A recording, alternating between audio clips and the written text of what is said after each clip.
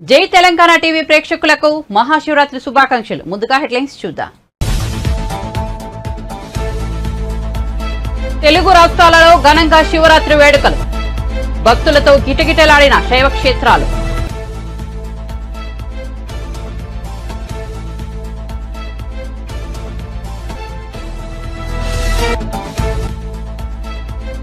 Climax కి చేరిన TDP Janasena BJP పొత్తు, ఢిల్లీలో సీట్లపైన జోరుగా చర్చలు.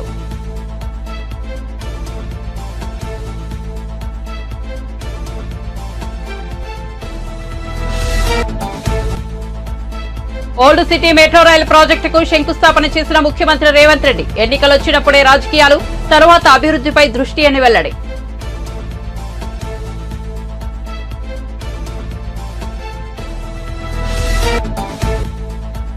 ఐఎంజీ భూముల వ్యవహారాన్ని తిరగదోడిన సజ్జల, వైఎస్ ఔదార్యంతో చంద్రబాబు బతికిపోయారని వ్యాఖ్యలు, వైఎస్ తలుచుకొని ఉంటే చంద్రబాబు ఊచలు లెక్కబెట్టేవారని వెల్లడి.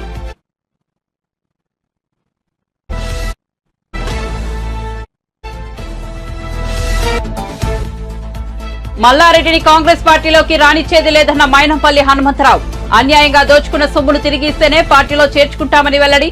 దగ్గరుండి మల్లారెడ్డి అక్రమ భవనాలను కూల్చివేయిస్తానన్న కాంగ్రెస్ నేత.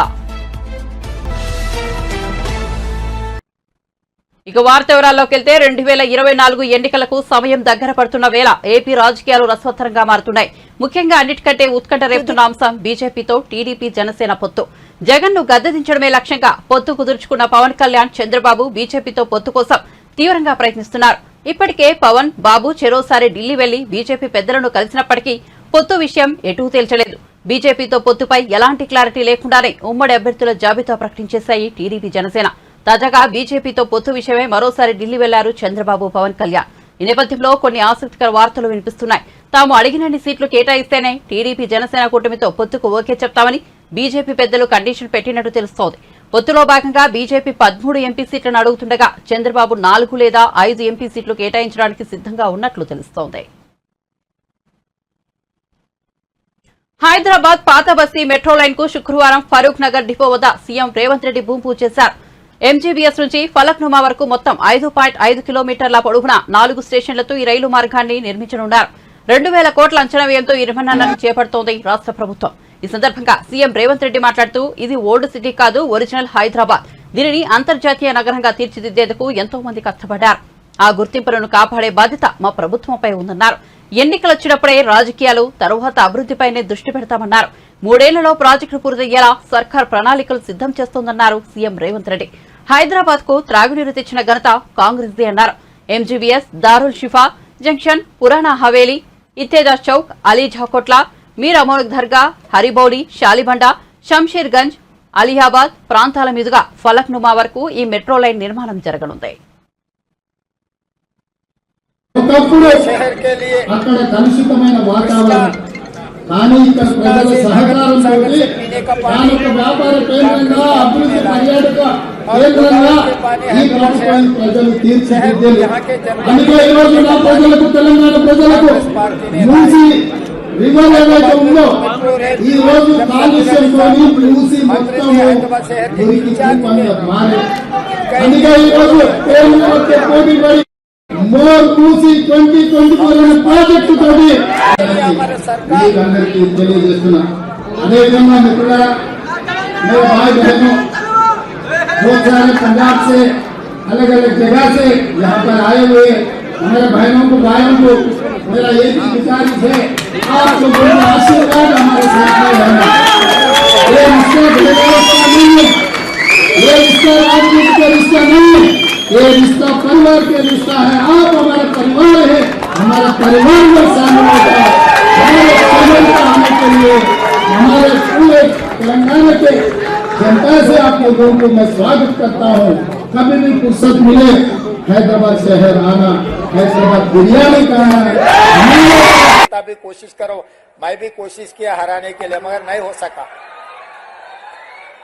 वो चुनाव के समय पर कोशिश किए, पर चुनाव खत्म होते ही मैं सोचा भाई हैदराबाद शहर को हम दूसरी एक लेवल पे डेवलप करना है, तो जो इलेक्टेड रिप्रेजेंटेटिव्स और एमआईएम को साथ में लेकर चलने के लिए हम लोग कोशिश की, इसीलिए अकबरुद्दीन ओवैसी जी को मेरे साथ में मैं लंदन टेम रिवर को देखने के लिए साथ में लेकर गए, हम साथ में गए, क्योंकि मेरे से ज्यादा जानकारी उनको है।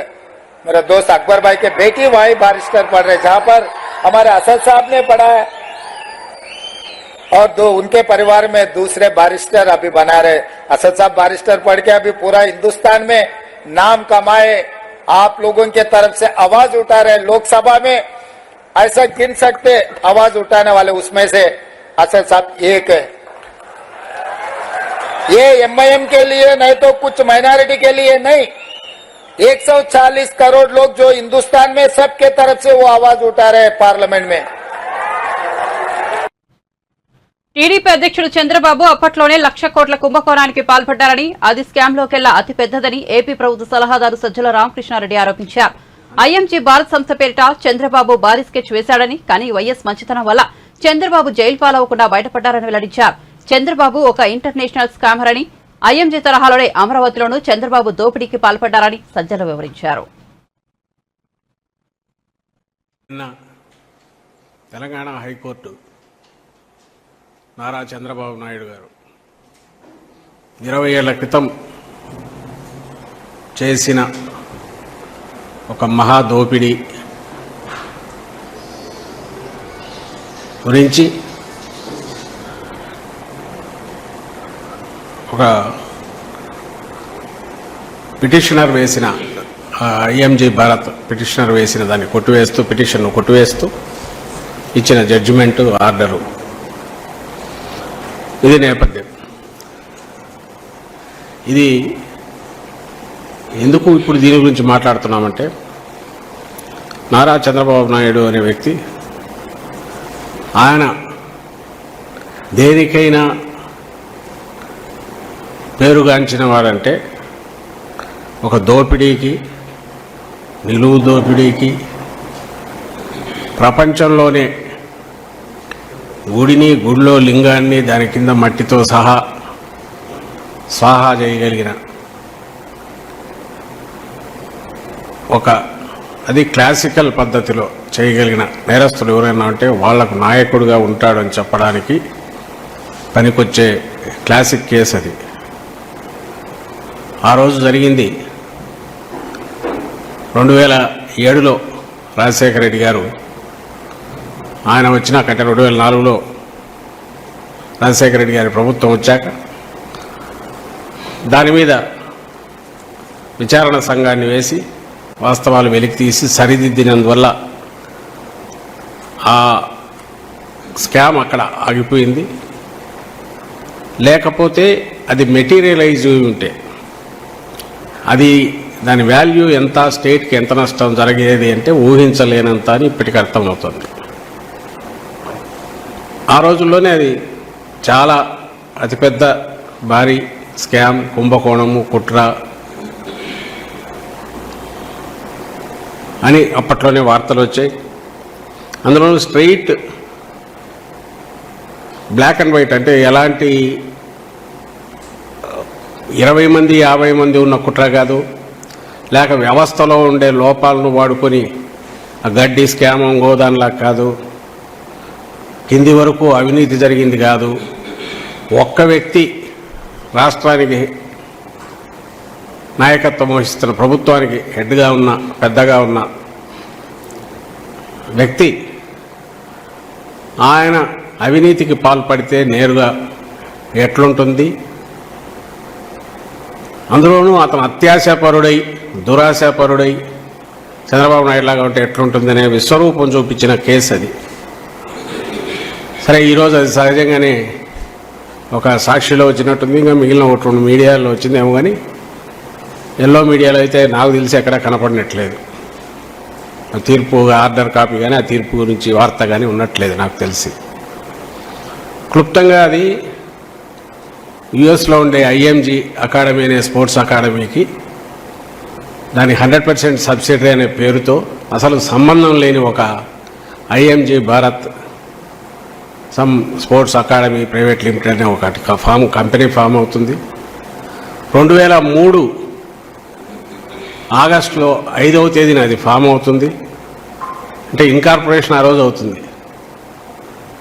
2009 ఆగస్టు 9న 3 ఆగస్టు 9న MOU ఎంటర్ అయిపోతుంది గవర్నమెంట్. సరిగ్గా 4 రోజుల ముందు పుట్టిన కంపెనీలో 4 రోజుల తర్వాత ప్రభుత్వం MOU ఎంటర్ అవుతుంది. అంతా చేస్తే ఆ కంపెనీకి కానీ ఒరిజినల్ IMG.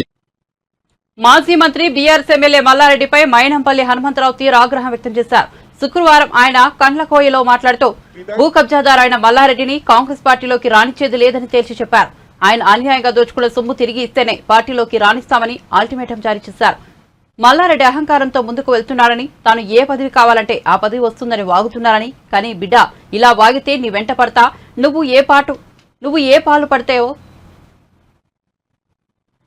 ఏ పాలు అయితే అమ్మావో ఆ స్థాయికి తీసుకెళ్తానని హెచ్చరించారు. పాలమ్మినా పూలమ్మినా అని చెబుతుంటారు కదా, మళ్లీ ఆ స్థాయికి కాంగ్రెస్ ప్రభుత్వం తీసుకెళ్తుందన్నారు. మేము మాట్లాడుకుంటూ పోతే సమయం లేదు. రేపు మా ప్రోగ్రాం ఉంది కాబట్టి ఇది ఒక జస్ట్ ఓన్లీ శాంపుల్. ఇది మీరు ఏ విధంగా మాట్లాడితే ఆ విధంగా మేము కూడా బయటకు రావడానికి సిద్ధంగా ఉన్నాం. అన్నిటినీ కూడా బయట పెట్టే వరకు నిద్రపోం. వక్ఫ్ బోర్డు భూములు కూడా కబ్జాలు చేసిండ్రు. వక్ఫ్ బోర్డు భూములు వర్క్స్ ఆపిండ్రు. మొన్న ప్రభుత్వం వచ్చినాక, వాళ్ళ ప్రభుత్వం ఉన్నప్పుడు వక్ఫ్ బోర్డు అధికారులు పోతే ఎవరిని లెక్క చేయకుండా వర్క్ ఆపలేదు. ఇవన్నీ with evidence, with documentary evidence మా దగ్గర ఉన్నాయి. మాట్లాడాలంటే టెంపుల్ ల్యాండ్స్, వక్ఫ్ బోర్డు ల్యాండ్స్ నాకు తెలిసినంత మటుకు ఈ ప్రభుత్వం వచ్చినాక గౌరవ కేసీఆర్ గారి హయాంలో 55,000 ఎకరాలు స్వహా అయినాయి. అదే కాకుండా అసైన్మెంట్ భూములు, దానికి బెనాముల పేర్ల మీద పాస్బుక్లు ఇప్పించిండ్రు. ఇవన్నీ విత్ ఎవిడెన్స్ ఉన్నాయి. ఇవన్నిటిని కూడా వదిలే ప్రసక్తి లేదు. రోజుకొకరు చొప్పున జైలుకు పోవడం ఖాయం. నాకు విత్ ఎవిడెన్స్ ఉన్నాయి. పత్రికా సోదరులు వచ్చిండ్రు, చాలా మంది నా దగ్గరికి, ఎలక్ట్రానిక్ మీడియా సోదరులు వచ్చిండ్రు, ప్రజలు వచ్చిండ్రు, వచ్చి చెప్పడం జరిగింది. ఈ దొరవారి దగ్గరికి పోయి ఏదైనా డొనేషన్ తక్కువ చేయి, కేటీఆర్ గారు చెప్పిండ్రు, హరీష్ చెప్పిండంటే పుణ్యానికి వచ్చినా పుక్కటికి వచ్చినా డబ్బులు ఇస్తే మేము పదవి ఇచ్చిర్రు, నాకు 100 కోట్లు ఖర్చు పెట్టినా, ఇంకా మళ్ళీ ఇప్పుడు కూడా డొనేషన్ లేకుండా నేను ఇవ్వాలా, సమస్య లేదని చెప్పడం. మరి పత్రికా సోదరులు కూడా దానికి ఉదాహరణ చెప్పిన వాళ్ళు కూడా ఇక్కడ ఉన్నారని చెప్పి కూడా ఈ సందర్భంగా తెలియజేస్తా ఉన్నా. ఇది వాస్తవాలు మాట్లాడుతున్న, అవాస్తవాలు కాదు. హాస్పిటల్ ఫ్రీ అన్నారు. హాస్పిటల్ ఎప్పుడు ఫ్రీ లేదు, ఇప్పుడు హాస్పిటల్ బందే అయింది. ఇవన్నీ కూడా గమనిస్తున్న ప్రజలు. మేము వెంబడాడతాం. ఇక్కడ వెనుకకు పోయే ప్రసక్తి లేదు. నా ఆల్రెడీ 59-60 ఇయర్స్. నేను ఇంకో 10 సంవత్సరాలు డబ్బులకు అమ్ముడు పోయేటోళ్ళు లేరు. ఒకప్పుడు సామెత ఉంది, రాజుల పైసలు రాళ్ల పాలు. అంటే రాజులకే దేవుడు చూయించిండు, అడ్రస్ లేకుండా పోయిండ్రు. ఇవాళ ఉదాహరణకు అనిల్ అంబానీ గారు ఏ స్థాయిలో ఉండే, ఏ స్థాయిలో పోయిండు. డబ్బుల అహంకారంతో ఎప్పుడు కూడా నడవదు. నేను విజ్ఞప్తి చేస్తా ఉన్నా, విజ్ఞప్తి అంటే రిక్వెస్ట్ చేస్తా ఉన్నా, ఈ పిచ్చి పిచ్చి శాస్త్రాలు డబ్బులతో ఏదైనా సాధించవచ్చు అనుకోవడం పొరపాటు. దేవుడు అనేటోడు ఉన్నాడు, అడ్రస్ లేకుండా పోతావు బిడ్డ. మీకు మళ్ళీ చెప్తున్నా, ఆయన వెంకటేశ్వర స్వామి దగ్గర నేను ప్రమాణం చేసినప్పుడు మైనంపల్లి ఒట్టేసిండు, నాశనం అయిపోతాడు, ఆగమవుతాడని. నేను ఎప్పుడు కూడా దేవుళ్ళ దగ్గర మాట్లాడా. కానీ ఆయన ఒక్కరోజు మాట్లాడినా అంటే దేవుడే మాట్లాడించిన. ఎప్పుడు కూడా మీడియా సోదరులు, నేను ఏడుపాయలకు వెళ్ళినా, తిరుపతికి వెళ్ళినా, ఎక్కడ వెళ్ళినా మీడియా సోదరులు అడిగితే 2 రాష్ట్రాలు బాగుండాలంట. ఎప్పుడు కూడా నేను కామెంట్ చేయలేదు. ఆ రోజు వెంకటేశ్వర స్వామి మాట్లాడిచ్చిండేమో. నేను ఎప్పటికి కూడా కృతజ్ఞత, నాకు ఇక జీవితంలో ఏమి ఆశించలే.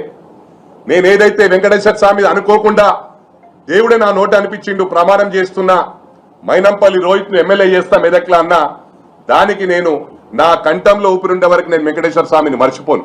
నేను అక్కడ ఎంతో మందికి దర్శనాలు చేపించిన, తప్పకుండా వారి ఆశీస్సులు ఉన్నాయి కాబట్టే ఇవాళ నువ్వు అహంకారంతో ముందుకు పోతున్నావు. మంత్రి అంటే మంత్రి అయిపోతా, ఎంపీ అంటే ఎంపీ అయిపోతా అని ఎన్నోసార్లు వాగినావు. ఆ వాగుడు మానేసుకో. నువ్వేదో అనుకుంటున్నావు బిడ్డ, నీ నెంబడి పడతా. మళ్ళా నువ్వు రివర్స్ వచ్చి బ్యాక్ వాటర్ లాగా సముద్రంలో బ్యాక్ వాటర్ ఎట్లొస్తాయి అవి, అదే విధంగా నువ్వు మళ్ళా నువ్వు ఏడికెళ్ళి పాల వినవో ఆడికే వచ్చే విధంగా నేను నిన్ను వదిలిపెట్టా అని చెప్పి కూడా ఈ సందర్భంగా తెలియజేస్తా ఉన్నా. ఒకటి మరోసారి, ఇది నీకు నాకు సంబంధించింది. కాంగ్రెస్ పార్టీ తరఫున మాట్లాడుతున్నా. నిజంగానే నీకు కాంగ్రెస్ పార్టీలో చేరాలని ఉంటే నేను నీకు ఒకటి విజ్ఞప్తి చేస్తా ఉన్నా. ప్రభుత్వ భూములు ఎవరికైతే మొన్న గిరిజనులు ఎస్టీ వాళ్ళై జాగాలు తీసుకున్నావో వాళ్ళకేదో అడ్వాన్స్ ఇచ్చి ఎన్నికలకు మునుపు కూడా ఏంటంటే అపార్ట్మెంట్లల్లో గుడిలలకు పోయి అది నీకు ఒక ఆనవాయితీగా మారింది. వాళ్ళకు ఒక 20 లక్షలో 2 కోట్లో 3 కోట్లో కమిట్మెంట్ ఇస్తే ఇగో 5 లక్షలు ఎన్నికలు కాగానే ఇస్తాను, ఎన్నికలు కాగానే ముంచిన విషయము ప్రజలే చెప్తా ఉన్నారని చెప్పి సందర్భంగా తెలియజేస్తా ఉన్నా. ఇవన్నీ మానుకో. మేము ఎప్పుడు కూడా ఎన్నికల్లో రూపాయి పెట్టాను నేను, కానీ 5 సంవత్సరాలు సోషల్ యాక్టివిటీ సొంత డబ్బులు పెట్టి చేస్తాను. అది మొత్తం రాష్ట్రం అంతా తెలుసు. దేనికైనా ఛాలెంజ్ చేస్తా. నువ్వు ఎన్నికలప్పుడు వచ్చి ఖర్చు పెట్టి Sammakka Sarakka central tribal university తాత్కాలిక క్యాంపస్ ను కేంద్ర మంత్రి కిషన్ రెడ్డి ప్రారంభోత్సవం చేశారు. ఈ కార్యక్రమంలో రాష్ట్ర మంత్రి సీతక్క, మహబూబాద్ ఎంపీ మాలోత్ కవిత, జిల్లా అధికారులు పాల్గొన్నారు. ఈ సందర్భంగా మాట్లాడిన కిషన్ రెడ్డి మహిళా దినోత్సవ శుభాకాంక్షలు తెలుపుతూ జాకారంలో సమ్మక్క సారక్క ట్రైబల్ యూనివర్సిటీని ప్రారంభించుకోవడం సంతోషకరమన్నారు. 335 ఎకరాలకు గాను 50 ఎకరాలు ఇంకా భూసేకరణ జరగాల్సి ఉందన్నారు. పూర్తి స్థాయిలో భూసేకరణ కాగానే యూనివర్సిటీ భవనాల శాశ్వత నిర్మాణం చేపడతామన్నారు. సమ్మక్క సారక్క సెంట్రల్ యూనివర్సిటీకి హైదరాబాద్ లోని సెంట్రల్ యూనివర్సిటీ మెండర్ గా పనిచేస్తుందన్నారు. Sammakka Sarakka central tribal university సంబంధించినటువంటి తాత్కాలిక యూనివర్సిటీ క్యాంపస్ మనం ఈరోజు ఏర్పాటు చేస్తున్నాం. ఎందుకంటే ఈ మధ్యలోనే కేంద్ర ప్రభుత్వము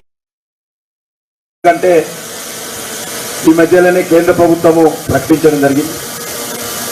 సంబంధించి ఇంకో కొంత మనకు ల్యాండ్ రావాల్సి ఉంటుంది,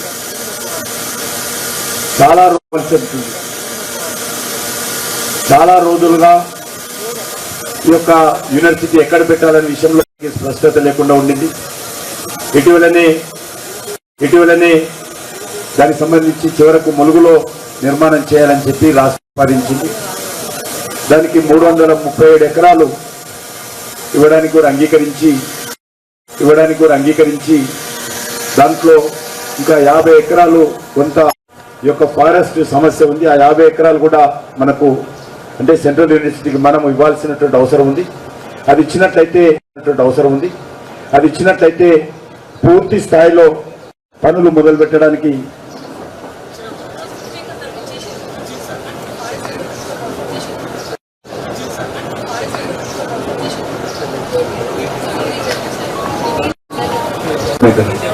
అందులో ట్రైబల్ యూనివర్సిటీ ఇక్కడ అనేక రకాల ట్రైబల్ జీవన ఆధారణ విషయంలో రీసెర్చ్ ఉంటుంది, అగ్రికల్చర్ ఉంటుంది. కాబట్టి ఖచ్చితంగా మనము అందరం కలిసికట్టుగా ఉండి అనుకున్నటువంటి 300 ట్రైబల్ యూనివర్సిటీకి అందే విధంగా చర్యలు తీసుకుంటే మరి తొందరగానే ఈ యొక్క వైఎస్ఆర్సీపీ పాలనలో మహిళలకు తీరని అన్యాయం జరిగిందని టీడీపీ నేత నన్నపనేని రాజకుమార్ విమర్శించారు. పెరిగిన ధరలతో మహిళలు ఆర్థికంగా నష్టపోయారని, ఉద్యోగాలు రాక నిరుద్యోగులు, గుంతల రోడ్లతో గర్భిణీలు అనేక ఇబ్బందులు పడుతున్నారని తెలిపారు. మహిళా దినోత్సవం సందర్భంగా మీడియాతో ఆమె మాట్లాడారు. మోటార్ సైకిల్ మీద వెళ్తుంటారు. ఈ రోజున రోడ్లన్నీ కూడా చిన్నాభిన్నం అయిపోయి మహిళలంతా కూడా యాక్సిడెంట్లు అయిపోయి మరణిస్తూ ఉన్నారు. అనేక మంది మహిళలు ప్రయాణాలు చేస్తూ ఉంటారు. ఈ రోజుల్లో కార్ డ్రైవింగ్ నేర్చుకున్నారు వాళ్ళు.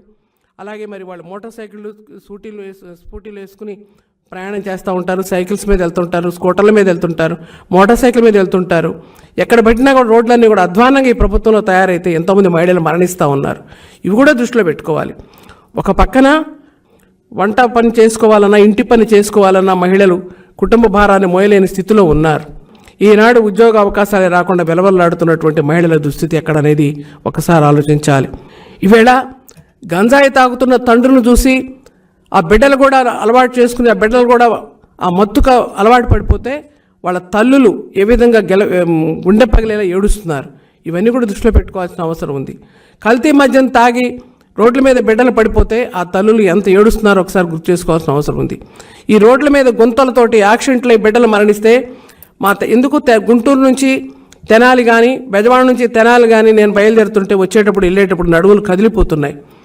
గర్భిణీ స్త్రీలు హాస్పిటల్కి వెళ్ళకుండానే కాన్పులు అయిపోతూ ఉన్నాయి. ఈ సందర్భాన్ని కూడా గుర్తు చేసుకోవాలి కదా. మనం ఏ విధంగా ఇబ్బందులు పడుతున్నారో కూడా గుర్తు చేసుకోవాలి కదా.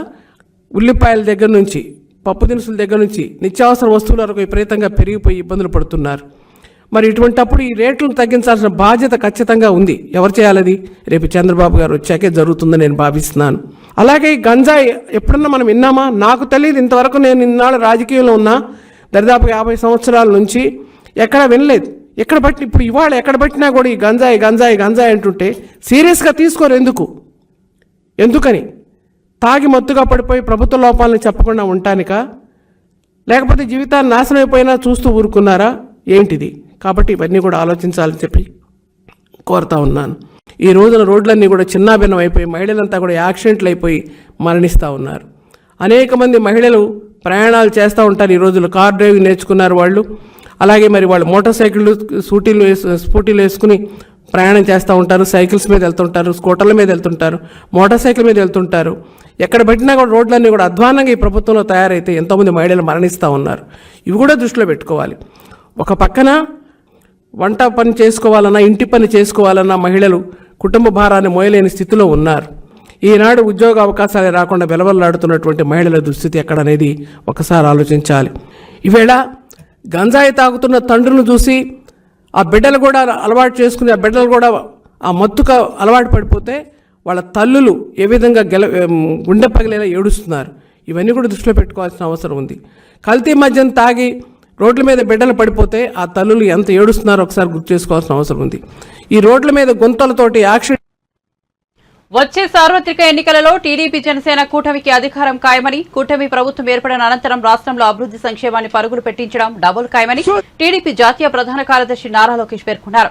టీడీపీ ప్రభుత్వ కాలంలో వైఎస్ఆర్సీపీ అధికారంలోకి వచ్చిన తర్వాత జరిగిన అభివృద్ధి సంక్షేమ కార్యక్రమాలపై బహిరంగ చర్చకు నేను సిద్ధంగా ఉన్నానని, జగన్ సిద్ధంగా ఉన్నాడా అని టీడీపీ జాతీయ ప్రధాన కార్యదర్శి నారా లోకేష్ సవాల్ విసిరారు. 3,000 ఇళ్లు కూడా ఈ చంద్రబాబు నాయుడు గారు మహిళలకి దీపం పథకం తీసుకొచ్చారు. తల్లి ఆలోచించండి, తల్లికి చెల్లికి న్యాయం చేయలేని వ్యక్తి మనకి న్యాయం చేస్తాడా అని ఆలోచించమంటున్నా. ఇంకా సంక్షేమం గురించి మాట్లాడుతున్నాడు ఈయన. మై డియర్ జగన్, భారతదేశానికి సంక్షేమం పరిచయం చేసిన వ్యక్తి అన్న ఎన్టీఆర్. ఆనాడు ఆస్తుల్లో మహిళలకి సమాన హక్కు కల్పించారు. అంతెందుకు, నువ్వు 10th క్లాస్ పేపర్ దొంగిలించే సమయంలో చంద్రబాబు నాయుడు గారు డ్వాక్రా సంఘాలు ఏర్పాటు చేశారు. మీ ఇంట్లో నిన్ను భరించలేక బెంగళూరుకి తరిమేసినప్పుడే చంద్రబాబు నాయుడు గారు మహిళలకి దీపం పథకం తీసుకొచ్చారు. నిన్నగాక మొన్న నువ్వు చంచల్ గూడ జైల్లో ఉన్నప్పుడే బాబు గారు పసుపు కుంకం, తల్లి బిడ్డ ఎక్స్ప్రెస్ ఇలా అనేక సంక్షేమ కార్యక్రమాలు మహిళలకు అందజేశారు. ఇంకా ఈయన చేసిన మోసాల గురించి కూడా చెప్పాలి తల్లి. ఎన్నికల ముందర ఏం చెప్పాడు తల్లి? సంపూర్ణ మద్యపాన నిషేధం చేసిన తర్వాతనే మీ ఓట్లు అడుగుతా అన్నాడు. సంపూర్ణ మద్యపాన నిషేధం చేశాడు తల్లి. ఆ హామీ గోవిందా గోవిందా. ఇంకొక హామీ ఇచ్చాడు, 45 సంవత్సరాల వయసు నిండిన ఎస్సీ ఎస్టీ బీసీ మైనారిటీ మహిళలకి పెన్షన్ ఇస్తాన్నాడు. ఏమైందా హామీ? గోవిందా గోవిందా. 3 హామీ కూడా ఇచ్చాడండి. ఏంటది? ఇంట్లో ఎంతమంది బిడ్డలుంటే అంతమంది బిడ్డలకి అమ్మఒడి ఇస్తాన్నాడు. ఏమైంది హామీ? గోవిందా గోవిందా. ఆడపిల్ల శవంతో రాజకీయం చేసి ప్రజలను మభ్యపెట్టి 1% ఆగమాగం చేసి అధికారంలోకి వచ్చారని కాంగ్రెస్ ప్రభుత్వంపై BRS MLC Kalvakuntla Kavitha fire అయ్యారు. జీవో నెంబర్ 3ను రద్దు చేయాలంటూ హైదరాబాద్ ఇందిరా పార్క్ దగ్గర చౌక్ దగ్గర ఆమె ధర్నా చేపట్టారు. ఈ సందర్భంగా కవిత మాట్లాడుతూ, ఇవాళ మనకు 2 పండుగలు, ఒకటి మహిళా దినోత్సవం, మరొకటి శివరాత్రి. ఈ రోజు మహిళల కోసం ధర్నా చేయడం పుణ్యమే అన్నారు. మహిళా లోకంలో చదువుకునే వాళ్లు తక్కువ అంటే సర్కారీ నౌకరీ సంపాదించే వాళ్లు మరీ తక్కువగా ఉంటారని చెప్పారు. 1996లో పివి నరసింహారావు మహిళల కోసం విద్యలో 33% రిజర్వేషన్ కల్పించారని తెలిపారు. కేసీఆర్ ప్రభుత్వంలో మహిళలకు 33% రిజర్వేషన్ అమలు చేశారని ఆమె పేర్కొన్నారు. కొత్త ప్రభుత్వం వస్తే పాత ప్రభుత్వంలోని తప్పులను సరిచేసి ప్రజలకు మంచి చేయాలి, కానీ కాంగ్రెస్ అలా చేయడం లేదని మండిపడ్డారు కవిత.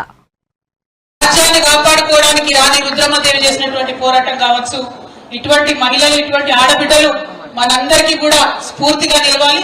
వారి స్ఫూర్తితోని మనందరం కూడా కదం తొక్కి ముందుకు కదిలి తెలంగాణ మహిళల యొక్క హక్కులను కాపాడుకోవాలని చెప్పి ఈ సందర్భంగా మహిళల అభ్యున్నతి కోసం, మహిళల హక్కుల కోసం ఆ పోరాటం కోసం మనందరం కూడా పునరంకితం కావాలని చెప్పి అందరికీ పిలుపునిస్తూ తెలంగాణ ఆడబిడ్డలందరికీ కూడా మహిళా దినోత్సవం అంటేనే మన హక్కులను కాపాడుకునేటటువంటి ఈ రోజును అందరం కూడా స్మరించుకోవాలి, సంబరంగా జరుపుకోవాలి, అవసరమైతే పోరాట స్ఫూర్తిని నింపుకొని ముందుకు కదలాలని కోరుకుంటూ మళ్ళీ ఒక్కసారి తెలంగాణ ఆడబిడ్డలందరికీ కూడా మహిళా దినోత్సవ శుభాకాంక్షలు.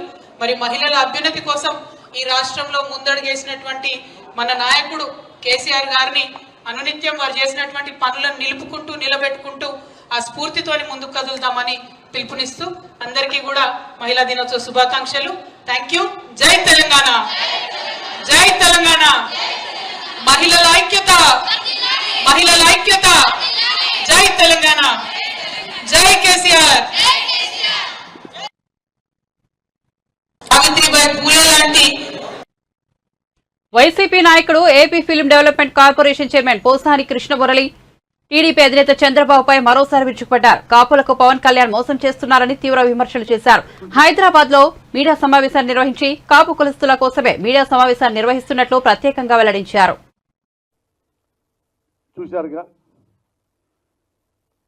వంగవీటి మోహన రంగ అప్పట్లో ఎమ్మెల్యే, కాపుల ఆశాజ్యోతి, మాలాంటి వాళ్ళందరికీ అది అందరికీ తెలుసు. రంగా గారి అబ్బాయి తెలుసు, ఆ అబ్బాయి క్లిప్పింగ్స్ ఇప్పుడు ఉన్నాయి, పెద్ద పెద్ద వాళ్ళందరూ తెలుసు, ఆంధ్రలో ప్రతి వాడికి తెలుసు. 1988లో ఆయన ఎమ్మెల్యేగా ఉన్నప్పుడు కృష్ణా జిల్లా, గుంటూరు జిల్లా, ఈస్ట్ గోదావరి జిల్లా, వెస్ట్ గోదావరి జిల్లా, ప్రకాశం, ఈ 5 జిల్లాల్లో దగ్గర దగ్గర 60 నుంచి 70 ఎమ్మెల్యే సీట్లు ఉంటే ఆ 5 జిల్లాలకి ఈ 60-70 ఎమ్మెల్యేలకు ఈ రంగా గారే ప్రభావితం చేసేవాళ్ళు. ఆ 5 జిల్లాల్లో ఎన్టీ రామారావు కంటే మహా గొప్ప నాయకుడు రంగా గారు. ఈ రంగా గారు బతికితే ఈ 5 జిల్లాల్లో ఎమ్మెల్యే సీట్లు ప్రభావితం చేస్తే మనకు రాజకీయ భవిష్యత్తు ఉండదు, ఇతను చంపాల్సిందే అని కంకణం కట్టుకున్నాడు నారా చంద్రబాబు నాయుడు. అప్పటి నుంచి ఆ ప్రభుత్వ యంత్రాంగం కానీ పెద్దలు కానీ మరొకరు కానీ రంగా గారిని ఎంత హింసించారో జర్నలిస్టులు అందరికీ తెలుసు. జాన్వీ సింగ్ మొట్టమొదటి నేషనల్ క్రియేటర్స్ అవార్డు అందుకున్న యువతి. ప్రధాని మోదీ చేతుల మీదుగా న్యూఢిల్లీ భారత్ మండపంలో Janhvi Singh heritage package icon అవార్డును శుక్రవారం అందుకున్నారు. ఈ సందర్భంగా ఓ ఆసక్తికర సన్నివేశం చోటు చేసుకుంది. ప్రధాని మోదీ కాళ్లకు మొక్కిన జాన్వీ సింగ్ ను మోదీ వద్దంటూనే ఆయన కూడా ప్రతిగా కాళ్లు మొక్కారు. దేశ ప్రధానితో ప్రశంసలు అందుకున్న జాన్వీ యు ఆర్ గ్రేట్ అని నెటిజన్లు మెచ్చుకున్నారు. ఈ అవార్డు పొందిన వారిలో గ్రీన్ ఛాంపియన్ విభాగంలో పంక్తి పాండే, ఉత్తమ స్టోరీ టెల్లర్ గా కీర్తిగా Govindaswamy, culture ambassador of the year award గాయని మైత్రి ఠాకూర్, టెక్ కేటగిరీలో ఉత్తమ క్రియేటర్ గా Gaurav Chaudhary, favourite travel creator గా కమియాజాని అవార్డులను అందుకున్నారు.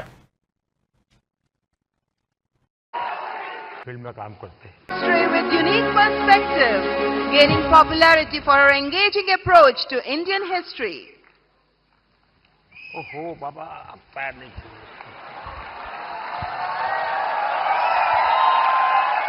देखिए,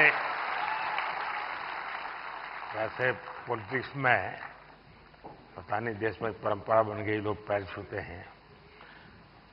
कला जगत में पैर छूना उसका भाव अलग है, लेकिन मैं बहुत डिस्टर्ब हो जाता हूँ.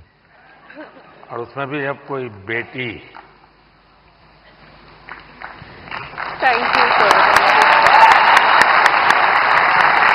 मैं सुनना चाहूंगा आपके विषय में कुछ.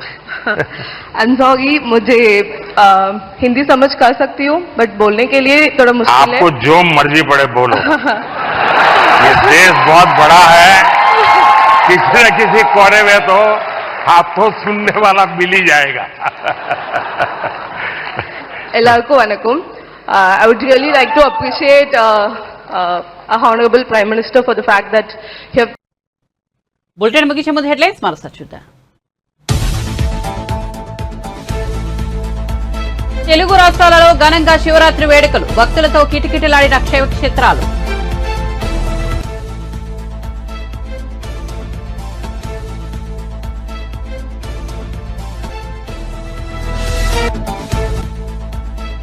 క్లైమాక్స్ కి చేరిన టీడీపీ జనసేన బీజేపీ పొత్తు, ఢిల్లీలో సీట్లపైన జోరుగా చర్చలు.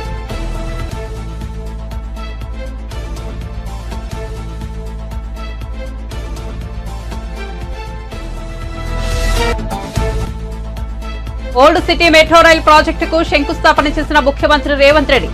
ఎన్నికలొచ్చినప్పుడే రాజకీయాలు, తర్వాత అభివృద్ధిపై దృష్టి అని వెల్లడి.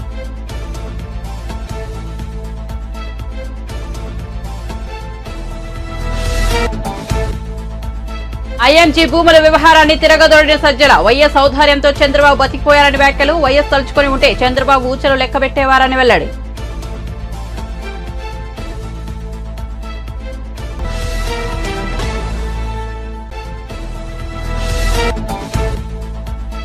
మల్లారెడ్డిని కాంగ్రెస్ పార్టీలోకి రానిచ్చేది లేదన్న మైనంపల్లి హనుమంతరావు. అన్యాయంగా దోచుకున్న సొమ్మును తిరిగి ఇస్తేనే పార్టీలో చేర్చుకుంటామని వెల్లడి. దగ్గరుండి మల్లారెడ్డి అక్రమ భవనాలను కూల్చివేయిస్తానన్న కాంగ్రెస్ నేత. ఇవి బులెటిన్ విశేషాలు. చూస్తూనే ఉండండి జై తెలంగాణ టీవీ.